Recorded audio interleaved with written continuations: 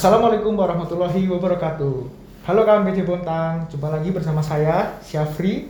Dan pada kesempatan podcast kali ini kami akan membedah tentang barang kena cukai. Nah, di samping saya ini sudah ada Bapak Yudi Purnama yang merupakan Kepala Seksi Penindakan dan Penyidikan Kantor Bea Cukai Bontang. Jadi gimana kabarnya Bapak? Baik. Oh ya, sehat ya Pak di Alhamdulillah pandemi sehat. kayak gini.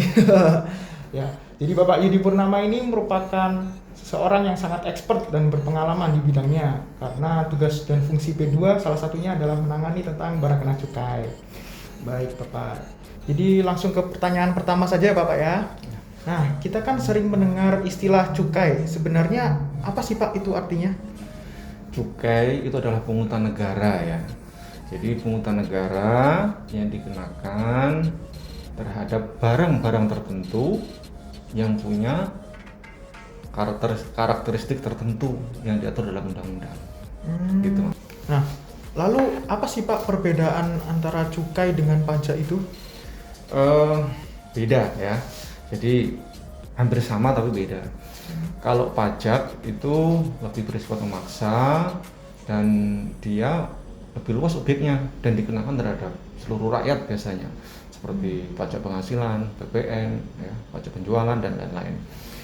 Sedangkan kalau cukai itu lebih khusus ya, dia hanya dikenakan terhadap barang-barang tertentu yang bersifat khusus dan objeknya juga tertentu, hanya orang-orang yang berkaitan dengan barang itu gitu. Jadi lebih khusus dan lebih lebih spesifik kalau cukai itu, begitu Mas.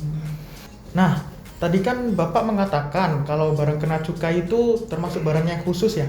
Jadi mempunyai karakteristik tertentu seperti itu ya Pak. Ya. Nah, apa sih contohnya karakteristik tertentu itu Pak? Ya, baik. Jadi yang dimaksud dengan barang dengan karakteristik tertentu itu adalah barang yang konsumsinya perlu dibatasi, barang yang peredarannya perlu diawasi, barang yang menimbulkan dampak negatif untuk kesehatan masyarakat dan untuk lingkungan, dan juga barang yang dimana perlu pembebanan keuangan negara untuk keadilan. Ini misalnya barang-barang yang misalkan hanya bisa barang-barang mewah misalnya yang bisa dibeli oleh masyarakat menengah ke atas. Begitu. Jadi barang-barang apa saja sih Pak contohnya yang dikenakan cukai itu saat ini di Indonesia?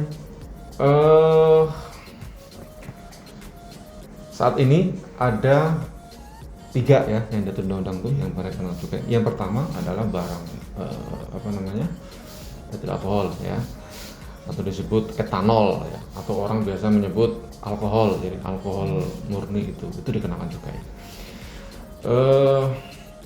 Minuman mengandung etil alkohol ya, atau biasa disebut masyarakat minuman keras ya, minuman yang menimbulkan dampak memabukkan untuk meminumnya itu juga akan dikenakan cukai. Nah, ada lagi ini yang paling banyak nih, hasil tembakau. Rokok itu Pak ya? Rokok ya, hasil tembakau, rokok. Hasil tembakau itu banyak jenisnya, nggak hanya rokok saja. Ada rokok, ada cerutu, tembakau iris, ya itu semua dikenakan cukai. Jadi semua produk yang berasal dari tembakau dikenakan cukai. Nah, termasuk ini juga yang sekarang lagi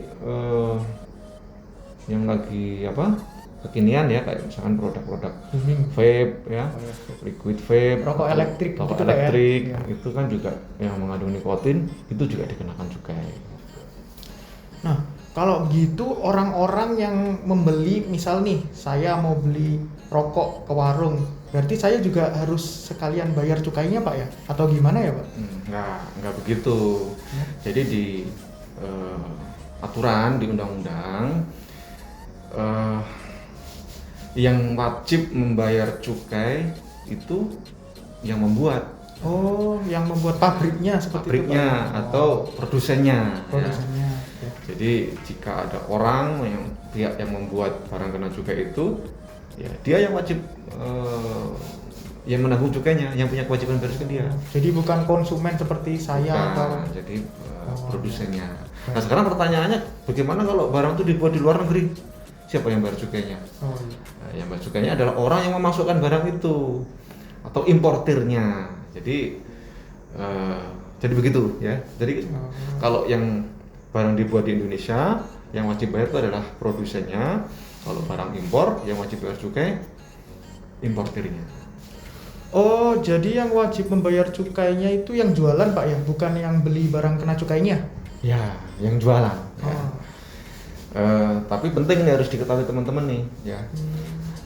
Begini. Jadi tadi meskipun apa namanya yang wajib bayar juga adalah pengusaha, ya. Kan udah saya jelaskan tadi ya. Jadi barang kena cukai itu boleh beredar kalau sudah dilunasi cukainya. Jadi kalau ada barang kena cukai beredar belum dilunasi cukainya, itu bisa dikatakan barang itu adalah barang kena cukai ilegal. Nah, ini jadi masyarakat tuh nggak boleh dia mengedarkan, menjual, ya, menawarkan barang kena cukai ilegal, karena sanksinya cukup berat, ya, sanksinya bisa sanksi pidana. Jadi teman-teman jangan coba-coba nih menjual barang kena cukai ilegal. Berarti barang kena cukai ilegal itu kan berarti ada di pasaran Pak ya?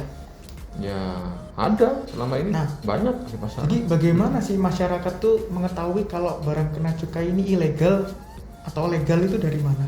Kan banyak yang nggak tahu nih sepertinya. Bagus pertanyaannya. Jadi saya jelaskan dulu ya cara pembayaran cukai.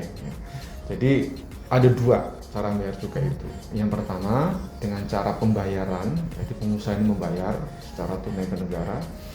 Atau yang kedua bisa dengan cara pelekatan pita cukai. Nah, tadi kan udah saya jelasin nih barang kena cukai itu apa aja. Nah, saat ini ketentuan yang berlaku ya untuk barang kena cukai selain etil alkohol dan selain minuman mengandung etil alkohol di bawah 5% ke bawah itu dengan pelekatan pita cukai. Ya. Artinya barang kena cukai hasil tembakau itu semuanya pelekatnya dengan cara pelekatan pita cukai. Dan nanti tinggal teman-teman lihat aja di peredaran di hasil tembakau itu yang beredar ada nggak pita cukai yang melekat di situ ya di barang kena cukai itu. Jadi kalau teman-teman melihat minuman mengandung alkohol di atas 5% atau hasil tembakau tidak ada pita cukainya, ya itu bisa dikatakan barang kena cukai ilegal. Oh ya, ada yang penting lagi. Jadi barang kena cukai ilegal itu nggak hanya barang kena cukai yang nggak ada pita cukainya ya.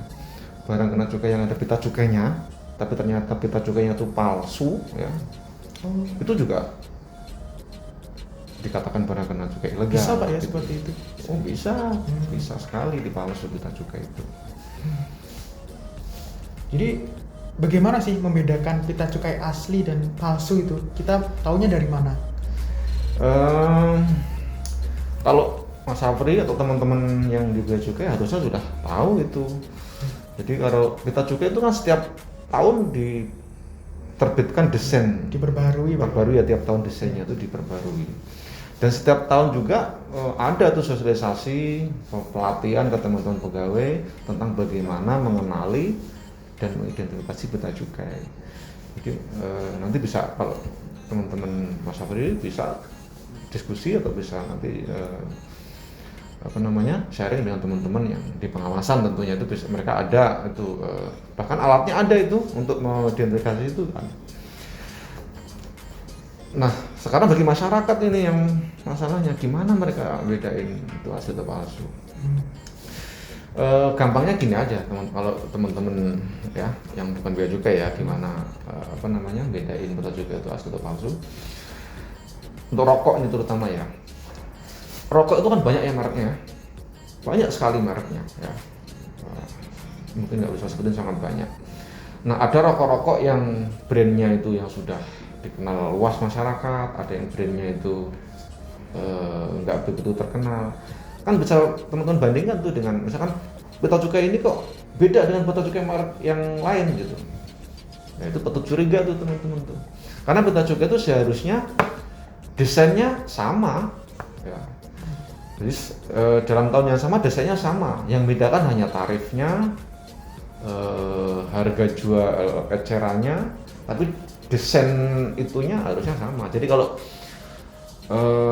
teman-teman nih di masyarakat melihat ada kecurigaan, kok desainnya aneh-aneh nih gitu, silakan bawa ke kantor bea cukai terdekat, ditanyakan ke bea cukai, teman-teman bea cukai, dipastikan apakah pita cukainya itu asli atau palsu. Bisa melalui media sosial juga Pak ya? Oh bisa.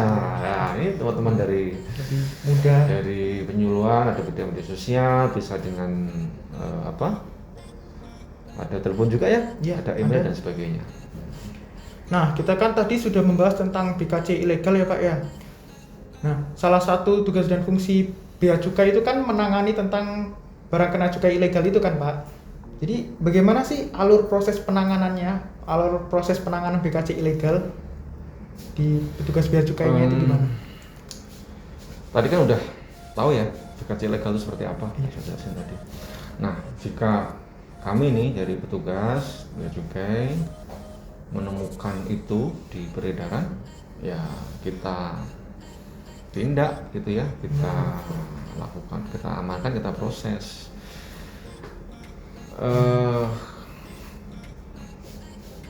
Pelanggaran BKC ilegal itu ada dua kan, pelanggaran administrasi dan pidana. Ya. Jika dia pelanggaran pidana, ya kebanyakan pidana. Ya kita pidanakan, kita lakukan penyidikan, ya proses penyidikan. Nanti setelah penyidikan selesai, barang kena cukai itu sebagai barang bukti kita serahkan ke kejaksaan negeri setempat untuk dilakukan proses selanjutnya, penuntutan dan diadili. Berarti sanksinya ini tegas Pak ya? Pidana. Untuk masyarakat di luar sana berarti harus berhati-hati dong ya Pak ya? Ya. Cuman kalau Mas Afri atau teman-teman lihat sering kan teman-teman dari petugas bea cukai memusnahkan barang kena cukai, dimusnahkan. Itu sebenarnya asalnya juga dari barang kena cukai yang tersangkut permasalahan pidana. Hanya saja terkadang pelakunya itu tidak ditemukan. Jadi kalau memang pelaku ditemukan, memang sesuai aturan undang-undang, barang itu ditetapkan sebagai barang dikuasai negara. Nanti selanjutnya proses menjadi barang milik negara. Terus nanti kita ajukan permohonan ke KPKNL untuk pelaksanaan pemusnahan. Ya, setelah disetujui ya kita musnahkan. Oh siap. Oh iya Pak, mau tanya satu lagi nih. Misal ada orang dari luar negeri masuk ke Indonesia. Nah, mereka itu membawa oleh-oleh barang kena cukai, contohnya seperti rokok atau minuman mengandung etil alkohol. Itu apakah ada ketentuannya yang mengatur Pak? Kalau untuk oleh boleh, ya, boleh. Tapi ada batasnya. Ya. Jelas tuh ada aturannya di peraturan Menteri Keuangan. Untuk rokok atau sigaret itu maksimal 200 batang, paling banyak 200 batang. Untuk cerutu maksimal 25 batang. Untuk tembakau iris maksimal 100 gram. Sedangkan untuk minuman mengandung etil alkohol itu juga nggak boleh banyak-banyak, maksimal 1 liter saja. 1 liter aja Pak ya? Ya. Kalau kelebihan gimana?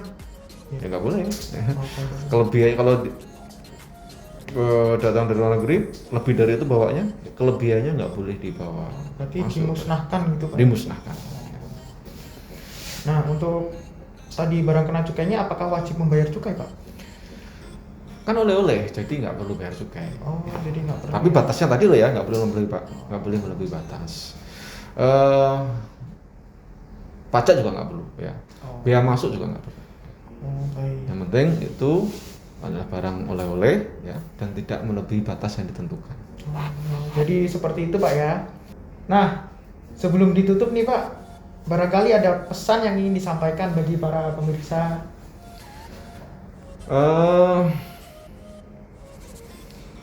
Kalau teman-teman, ya, pemirsa teman-teman di masyarakat menemukan barang kena cukai ilegal, Berapa cukai tidak ada peta cukainya atau peta cukainya meragukan, silahkan sampaikan ke teman-teman, ke kantor bea cukai terdekat, sampaikan ya. Karena kita semangatnya adalah mari kita sama-sama kita berantas barang kena cukai ilegal. Karena memang berbahaya sekali Pak ya, PKC ilegal itu dampaknya. Iya. Oke, baik. Terima kasih ya Bapak sudah meluangkan waktunya berbincang-bincang dengan pemirsa-pemirsa di luar sana. Nah, semoga kalian semua dapat lebih memahami dan menambah wawasan kalian tentang barang kena cukai. Oke, bye-bye. Sampai jumpa di podcast Bea Cukai Bontang selanjutnya. Terima kasih.